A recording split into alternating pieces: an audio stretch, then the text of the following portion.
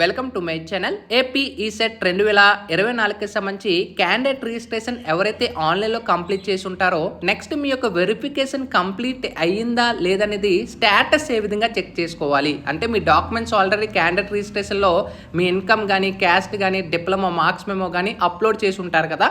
అవి అప్లోడ్ చేసిన తర్వాత ఆన్లైన్లో వెరిఫికేషన్ కంప్లీట్ అయిపోయిన తర్వాత నెక్స్ట్ మీకు వెబ్ ఆప్షన్స్ కిందన అలౌ చేస్తున్నట్టు ఏ విధంగా ఉంటుంది ఇంటర్ఫేస్ అనేది క్లియర్గా స్టెప్ బై స్టెప్ ఎక్స్ప్లెయిన్ చేస్తాను.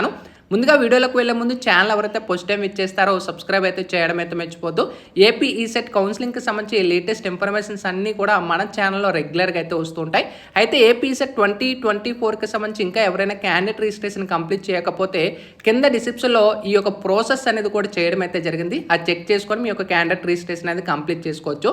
ఒకవేళ మా యొక్క సర్వీస్లో క్యాండిడేట్ రిజిస్ట్రేషన్ ఎవరైనా వెబ్ ఆప్షన్స్ కానీ అన్నీ కూడా మీరు మా సర్వీస్లో అప్లై చేయాలనుకుంటే అతి తక్కువ ఛార్జెస్తో అప్లై చేయబడుతుంది. సో ఇక్కడ ప్రొవైడ్ చేసిన నంబర్ నుంచి కూడా మీరు మమ్మల్ని కాంటాక్ట్ అవ్వచ్చు.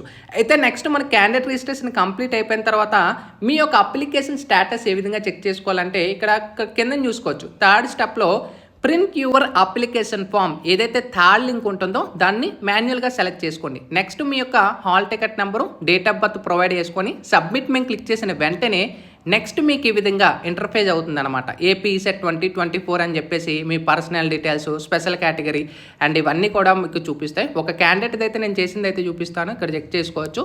ఇక్కడ ఎవరైతే ఫీజ్ పేమెంట్ కంప్లీట్ చేసుకున్నారో ఇక్కడ చూసుకోవచ్చు. Your application has been registered successfully and the application is under verification. అయితే క్యాండిడేట్ రిజిస్ట్రేషన్ కంప్లీట్ అయిపోయింది, కాకపోతే ఈ యొక్క డాక్యుమెంట్స్ ఏవైతే ఇన్కమ్ కానీ క్యాస్ట్ కానీ అండ్ మార్క్స్ మెమోస్ కానీ ఒకవేళ అప్లోడ్ చేసి ఉంటే ఈ యొక్క వెరిఫికేషన్ ఇంకా మీకు అండర్ వెరిఫికేషన్లో అయితే ఉంది. ఏదైతే మీరు హెల్ప్ లైన్ సెంటర్ సెలెక్ట్ చేసి ఉంటారో అక్కడికే మీ యొక్క డేటా అంతా కూడా ఆన్లైన్లో వాళ్ళకి వెళ్తుంది.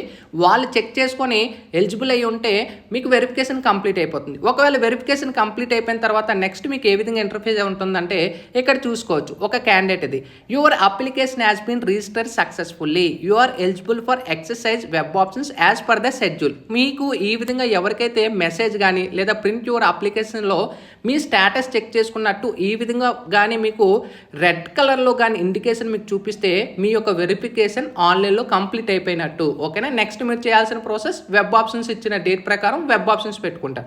ఒకవేళ మీకు ఇక్కడ వెరిఫికేషన్ అండర్ ప్రాసెస్ ఉందనుకోండి ఆ డేట్ అయ్యే వరకు వెయిట్ చేయండి. ఓకేనా. మనకి వెరిఫికేషన్ డేట్స్ ఏవైతే ప్రొవైడ్ చేశారో ఆ డేట్స్లోనే తొందరగా పేమెంట్ అందుకే చేయమంటున్నాను. పేమెంట్ చేస్తే మీ వెరిఫికేషన్ కూడా తొందరగా కంప్లీట్ అయిపోతుంది. సో వెరిఫికేషన్ కంప్లీట్ అయిపోయిన తర్వాత నెక్స్ట్ ఈ విధంగా ఉంటుంది. ఒకవేళ మీకు వెరిఫికేషన్ అనేది మీరు ఇన్కమ్ కానీ క్యాస్ట్ కానీ ఒకవేళ మెమోస్ ఏమైనా బై మిస్టేక్ ఏమైనా కరెక్ట్గా లేదనుకోండి ఇక్కడ రిజెక్ట్ చేస్తారు. ఓకేనా. రిజెక్ట్ అయినట్టు మనకి ఇక్కడే మనకి చూపిస్తుంది సర్టిఫికేట్ రీఅప్లోడ్ చేయండి పలానా సర్టిఫికేట్ రిజెక్ట్ అయింది అనేది కూడా మనకి ఇక్కడ చూపిస్తుంది.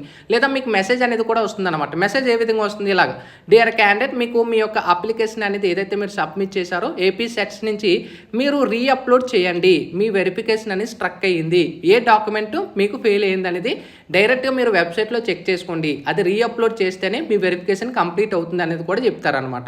సో అది మీరు అగైన్ రీఅప్లోడ్ అనేది డైరెక్ట్గా చేసిన తర్వాత వెబ్సైట్లోనే ఆ సర్టిఫికేట్ అని వన్స్ వెరిఫికేషన్ కంప్లీట్ అయిపోతే నెక్స్ట్ మీకు ఈ విధంగా ఎక్సర్సైజింగ్ వెబ్ ఆప్షన్స్ ఈ విధంగా షెడ్యూల్ అనేది వస్తుంది అనమాట. ఒకవేళ అప్పటికి కూడా ఫెయిల్ అయింది అనుకోండి అగైన్ రీఅప్లోడ్ చేసుకోవచ్చు. ఎన్నిసార్లైనా మీకు రిజెక్ట్ అయినా ఎన్నిసార్లైనా మీరు ఆన్లైన్లో రీఅప్లోడ్ చేసుకోవచ్చు.